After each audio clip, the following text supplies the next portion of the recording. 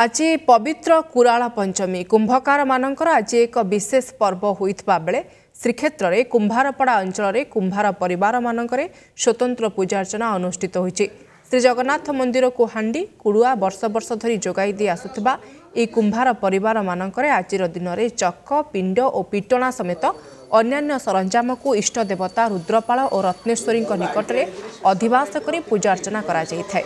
5 दिन धरी चलिबाकुथिबा ए पर्व समय कुंभकार मानक पक्षरु श्रीमंदिर को हांडी कुड़ुआ जोगाण बंद रखा जायथाय। मार्गशीर मास शुक्ल पक्ष पंचमी ठारू 5 दिन व्यापी श्रीक्षेत्र समेत समग्र ओडिशा रे आज कुंभकार मानकर पवित्र कुराला पंचमी पर्व अति आनंद उल्लास सहित पालन होउछि।